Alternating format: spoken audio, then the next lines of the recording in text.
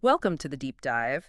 Today we're zeroing in on the Starbucks Rewards program. It's really become this standout example, hasn't it, of how to do customer loyalty well. It absolutely has. Yeah. Yeah. Whenever restaurant loyalty comes up, Starbucks Rewards is like almost always the first name mentioned, kind of the benchmark. Right.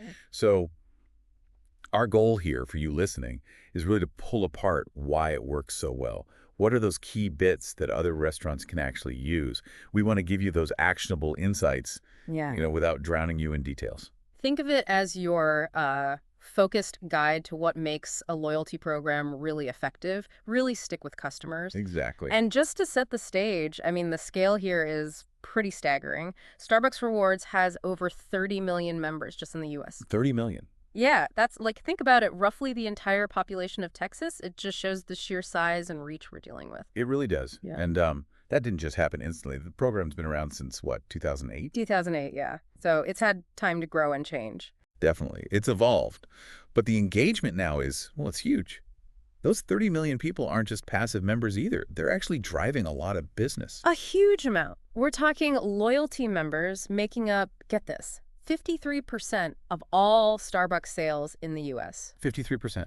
Yeah. More than half. More than half. I mean, that's just Yeah. massive. It really ties a huge chunk of their revenue directly to this one program. It underscores how vital it is for them. Yeah. I mean, think about the risk if that engagement dropped off. Oh, absolutely. What would that even look like? Well, it's not just the direct hit to that 53% sales, right? Yeah. It could also mean, maybe customer preferences are shifting or maybe competitors doing something better. Mm-hmm. So they constantly need to keep it fresh, keep it valuable, which brings us to how they do it. What are the sort of key success factors? Okay, yeah. Where do we start? I think the first big one, and you really can't overstate this, is the seamless mobile integration, their app. Oh, yeah. The app is brilliant. I use it constantly. Ordering ahead, paying, checking stars, even tipping the barista.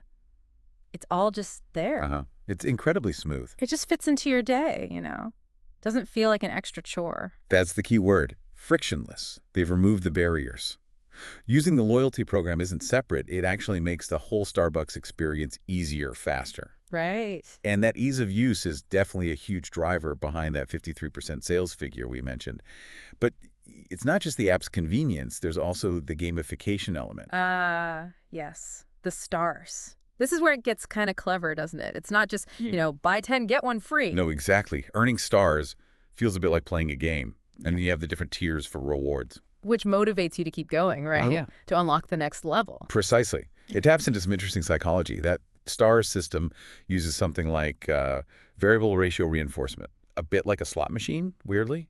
Yeah, you don't always know exactly when the next reward is coming, Right. which keeps you more engaged than if it was just a fixed, predictable thing. Plus, the tiers give you clear goals. Free drinks, food, sometimes even those exclusive cups or whatever. Exactly. And there's that little psychological nudge, that feeling of FOMO, fear of missing out. If you usually go to Starbucks but skip it, you're actively not earning stars. Huh. Yeah, I definitely feel that sometimes. Okay, so seamless app, gamification with stars. What else? The third big piece is personalization. Making it feel like it's tailored to me. You got it. They use the data, they collect what you buy, when you buy it, to send you offers that are actually relevant. Like if I always get a caramel macchiato, they might send me a bonus stars offer specifically for that. Exactly that. Or maybe a discount on a food item you often pair with it. It's much more effective than just a generic coupon for something you'd never order anyway. Yeah, it feels like they actually pay attention. Makes you feel a bit more, I don't know, valued. And that feeling comes directly from their technology and data-driven approach. This is worlds away from the old paper punch cards. Oh, God, yeah. Those things you always lost or forgot in a different wallet. Right. The app is this central hub. It collects all this incredibly valuable data on what customers are doing, what they like. And it's a direct line to the customer, too, isn't it, for marketing? Absolutely. Push notifications with deals, personalized emails, those little in-app games they sometimes run.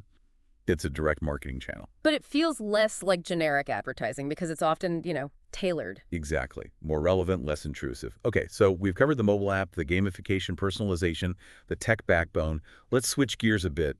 For the restaurant owners listening, what are the real practical takeaways here? Right. What can you actually do based on this? I think the first glaringly obvious one is you need a digital loyalty program. Paper cards are just not cutting it anymore. Absolutely essential. It's the foundation. And building on that digital base, you need personalization. Don't just do generic rewards. Use that customer data. Yes. Use the data you have or can get to tailor offers. It makes a real difference. I saw a study about a smaller coffee chain. They boosted their loyalty program use by like 20% just by adding personalized offers based on past orders. Wow, 20% is significant. It is. And then make it engaging. Don't underestimate the power of gamification like Starbucks does with stars and tiers. It's not just about the free coffee at the end. It's the journey of earning it right, that feeling of progress. Spot on. So let's get even more specific. What could that look like for, say, an independent restaurant? Okay, well, you could design a tiered system. Bronze, silver, gold members maybe, with better perks at each level. Good idea. More visits or higher spend gets you better rewards. And offer exclusive benefits, things only loyalty members get, like early access to a new seasonal menu or maybe a small discount on Tuesdays, something like that. Yeah, exclusivity makes people feel special. Part of an inner circle. Creates real loyalty. And finally, and this ties back to the start, prioritize a mobile-first approach. Crucial, whether it's your own custom app, which is a big investment, or making sure your program works perfectly through your POS system, or using a third-party loyalty platform. It needs to be easy to use on a phone. That's where people live now. That's right. Make it frictionless, just like Starbucks did. Okay, so summing it all up, the Starbucks rewards magic, if you will, seems to be that blend of really smooth digital integration, The app experience. the clever gamification that keeps you hooked, Yeah, the stars and tiers. and that smart personalization, all fueled by data. That's the core of it. They've built this whole ecosystem that's just woven into their customers' daily lives. Which leads to the big question for you, listening right now. How can you take these ideas, digital, personal, engaging, and adapt them for your restaurant, for your customers? How do you make loyalty feel less like a program and more like a natural part of their routine with you? Yeah, really think about that. Could a tiered system work for you? What kind of exclusive perks would genuinely excite your regulars? Maybe it's not free coffee. Maybe it's something else entirely. And how easy is it for them to engage right now? Is it mobile friendly? Is it simple? It boils down to creating that win-win. Your customers feel genuinely appreciated, and you get the benefit of their repeat business and hopefully a much stronger connection.